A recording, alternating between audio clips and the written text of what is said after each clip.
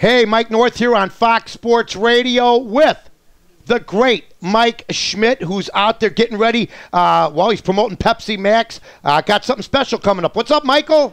Well, we're in the All-Star City, Kansas City, doing some work for Pepsi Max, part of their campaign. Cal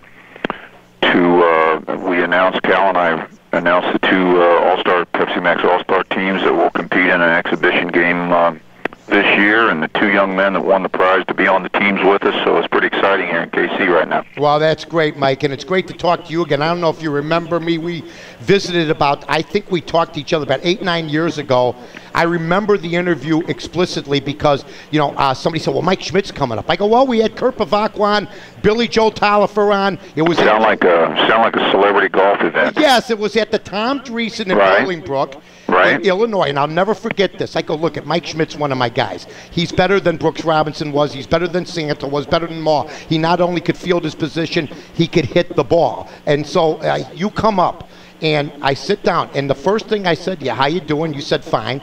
And I don't know if you remember, I said, then we got on the subject of our fathers, about how tough I was brought up by my dad, and then you came, you know what, Mike, you said to me, and I don't know if you remember me, you said, my father brought me up somewhat the same way. It was a strict upbringing, but it was an upbringing that made you want to excel and make you push harder to excel what you did. Well, yeah, that's true. Unfortunately, I lost my father last October 29th, I think, and he was a quiet man, and I owe, basically who I am today to him. He was the guy that I kind of feared, the guy that I respected,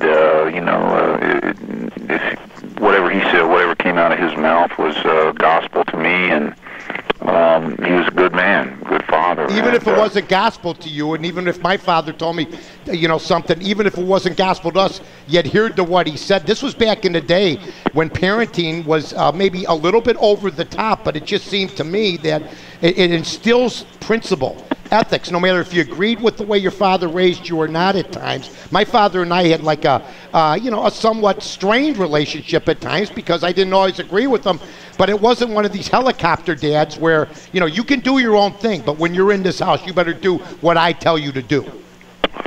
Yeah. I mean, I don't know that, fatherism today, if that's a word, is what it used to be, but my dad ruled. I wouldn't say he ruled with an iron thumb, but I mean, I had my rules and restrictions, and I just was fearful of breaking them. I was fearful of getting on the wrong side of my father, and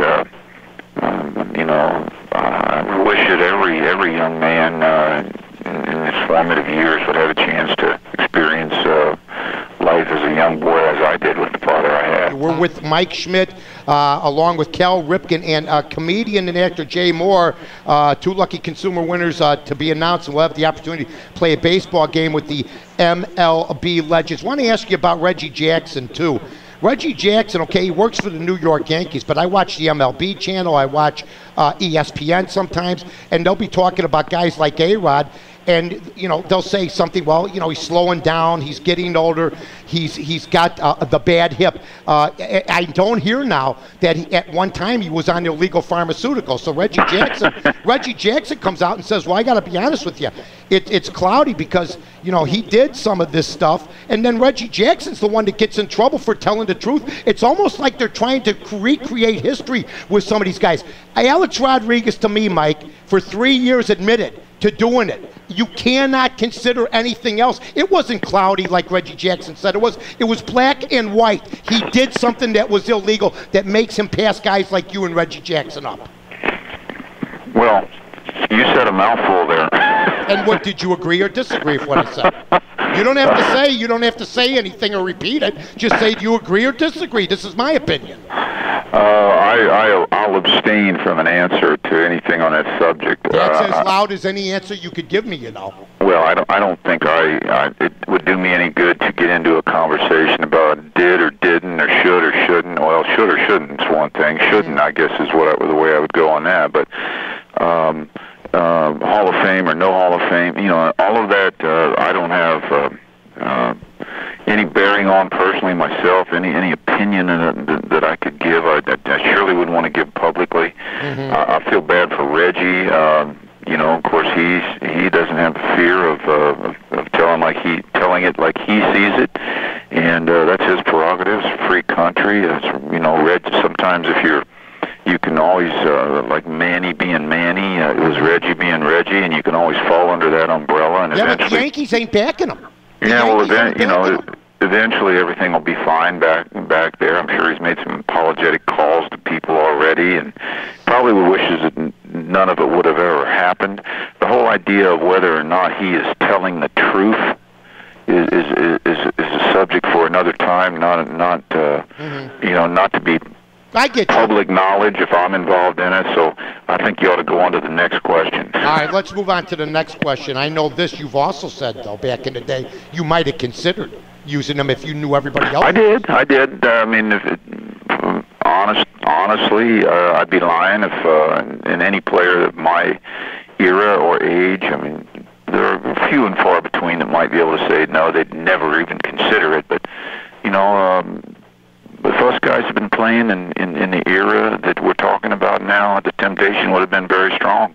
And Mike, were you crying at the end because your pro career was over, or the journey was over from the time you were a little guy all the way to the end? Because I will say this, you knew you were going to still somewhat be involved in baseball. Was it about the fact you were leaving professional baseball, or that the long journey, the traveling, the playing in Little League, and everything else, was it the culmination? I think it was joy to some degree. It was over. I had posted my body of work, so to speak, and I didn't have to do it anymore. I wasn't going to face the butterflies and the pressure of trying to be me every day on the ball field. I pushed myself quite hard in that regard.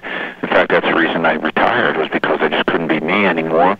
I didn't want to prolong my career another 3 or 4 years as a backup player or a DH or sort of pad my statistics. So there were tears of joy in some respect, and then tears of sadness in that I wasn't anymore going to be in the clubhouse environment. I wasn't going to be part of the camaraderie of being on team.